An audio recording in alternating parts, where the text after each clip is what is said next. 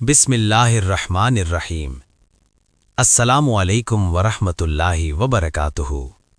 نبی کریم صلی اللہ علیہ وسلم نے فرمایا، ایسی عورتیں جنہیں اگر کوئی راز بتایا جائے تو وہ اسے افشا کر دیتی ہیں، کچھ مانگا جائے تو بخل سے کام لیتی ہیں، اور اگر خود کسی سے مانگیں تو انتہائی اصرار کرتی ہیں، تو اللہ تعالیٰ ان سے ناراض ہو جاتا ہے۔ مسند احمد، حدیث نمبر 21570۔ اس حدیث میں رسول اللہ صلی اللہ علیہ وسلم نے کردار، امانت اور اخلاقی توازن کی اہمیت کو نہایت واضح انداز میں بیان فرمایا ہے۔ راز افشا کرنا امانت میں خیانت ہے جو باہمی اعتماد کو توڑ دیتی ہے اور معاشرتی بگاڑ کا سبب بنتی ہے۔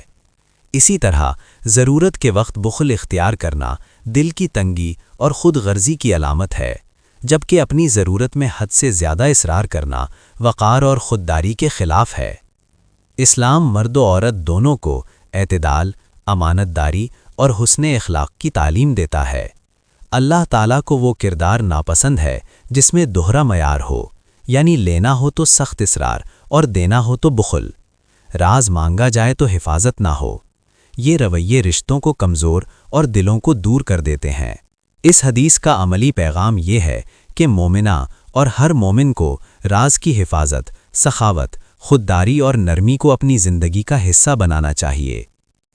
جو شخص امانت دار اور متوازن اخلاق کا حامل ہوتا ہے، وہ اللہ کی رضا کے قریب ہوتا ہے اور معاشرے میں عزت پاتا ہے۔